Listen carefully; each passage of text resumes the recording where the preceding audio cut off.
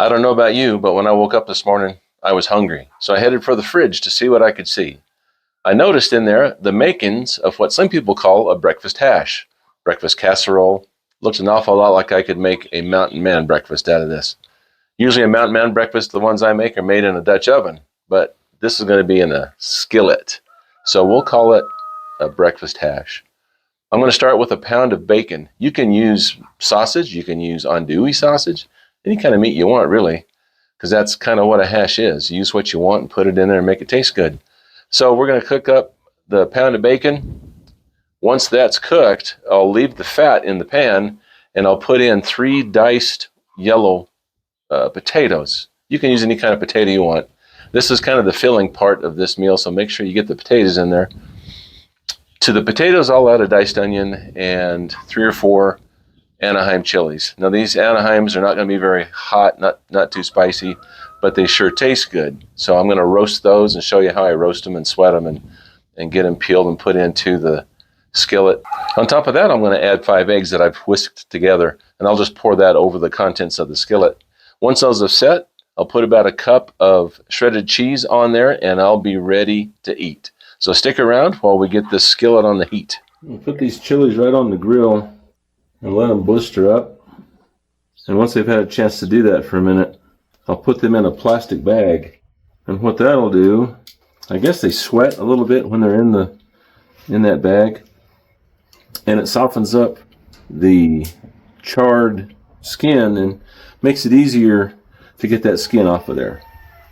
I'll show you what that looks like here when we're done. I like to roast these green chilies. It brings out a sweetness in these Anaheims and kind of lowers the heat somewhat. I like spicy, but not everybody that eats my food does, so we'll try and water that down just a little bit by roasting these. And as far as my palate is concerned, there's not much that tastes quite as good as these roasted green chilies.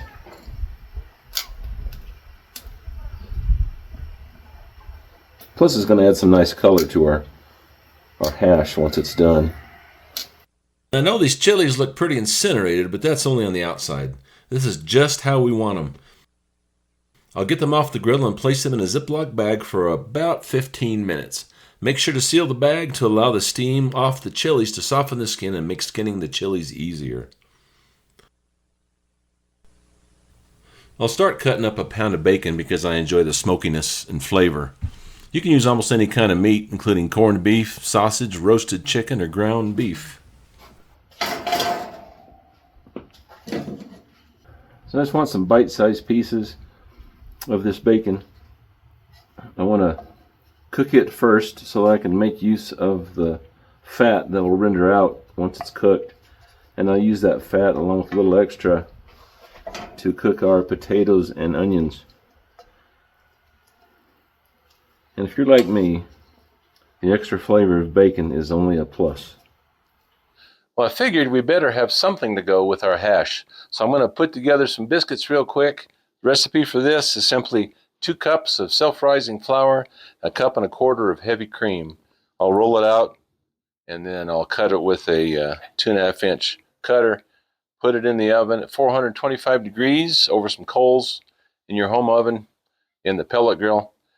Anyway, you can get up to 400 plus degrees for about 20 to 25 minutes.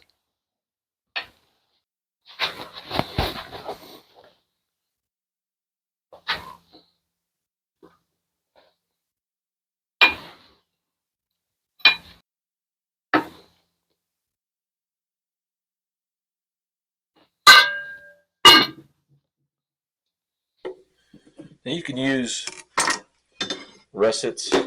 I've got some yellow potatoes here. This even works if you've had some potatoes already cooked. That'll just make this go a little faster. I'm going to have to wait for these to cook, so I'll get them started as soon as our bacon is done.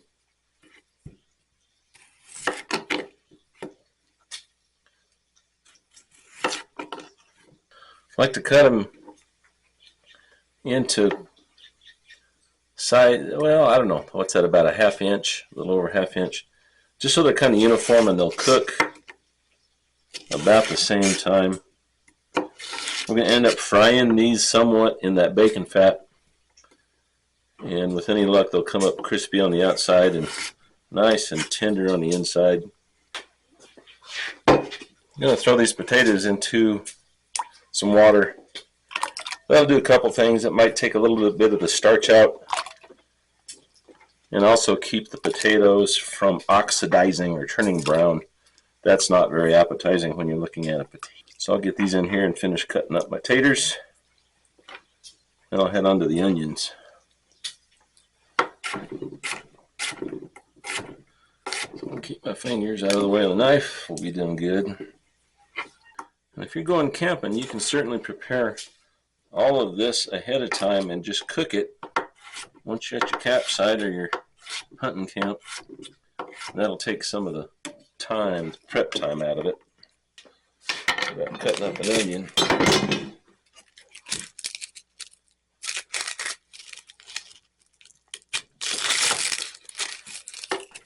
I'll finish chopping some of this up that I missed. I don't want any real big pieces of onion because that's the way my wife likes it. That's smelling good, and they're about there. I want to leave as much of this grease behind as I can, so I'll need it to cook the potatoes. All right, in go the potatoes. Hopefully it won't splatter too much with that water.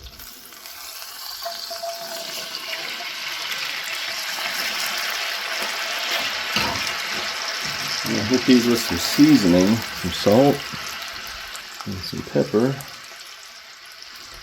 and a little garlic salt. Well, actually, it's garlic powder.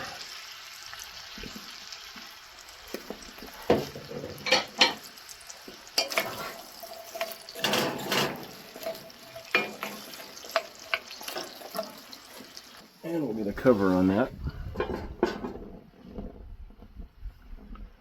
And let those cook for a bit. Let's see how our green chilies are doing.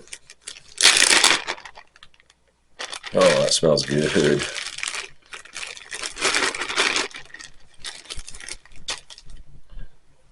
See if I can get them peeled. See how that skin is just coming right off of there? That's what you want. It kind of gets everywhere, but it washes off pretty easy. There's what the chilies look like once I've scraped off the skin. Oh, missed some. So I will cut off the top here and slice them open so we can get out the seeds and some of that membrane. Not that there's a lot of heat left in this after you roast them. There'll be some, but those seeds and membranes are just not good eating. Chopping up our green chilies here a little bit. I'll add these about the same time I add the onions. So we're still trying to get the potatoes to soften up. Let's see how our taters are looking. Pretty good.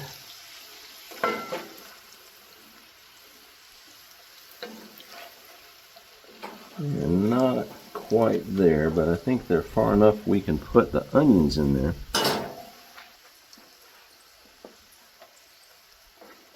And we'll give these a head start before we put in the green chilies. Get that guy out of there. Goodbye.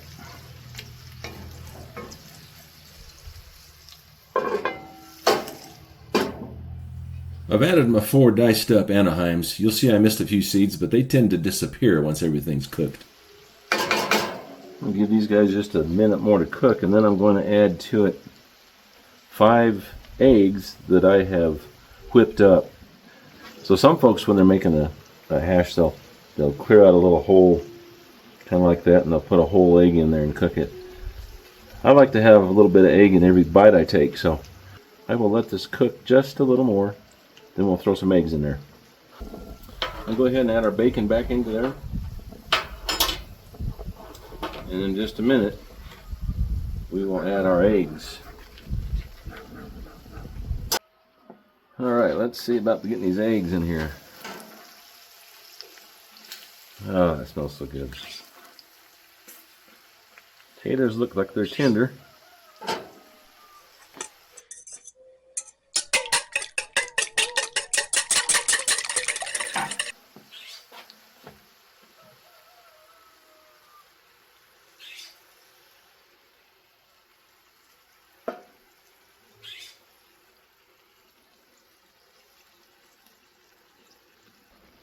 Get a little bit more seasoning on there.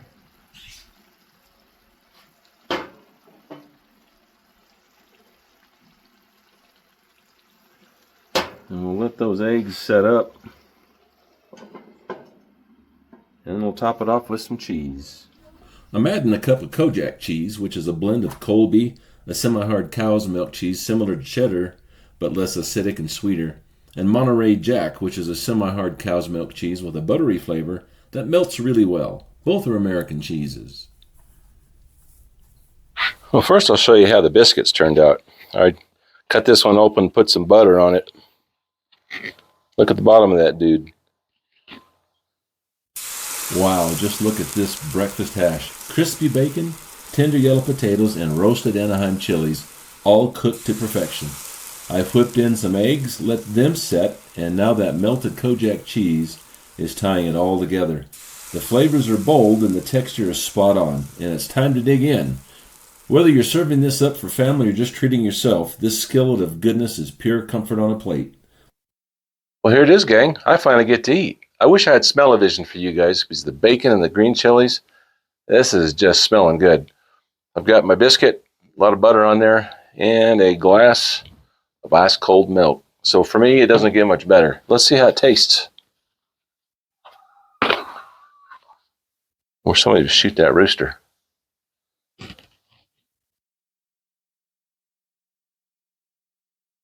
That's hot. Well, thankfully, the potatoes are all cooked through. They're nice and tender. The bacon is still crispy. The cheese on top of the eggs just gives a real creamy consistency. I seasoned it enough. Wow. So, guys, don't hesitate. The route I took was a little more difficult, perhaps. I could have used some canned green chilies and saved that time. I could have pre-cooked the potatoes and saved that time. But it didn't take me that long, about 35 minutes altogether, and the result is well worth the time I spent. So, thanks for watching. Enjoy some hearty breakfast skillet. Get your day off to a good start, and we'll see you next time.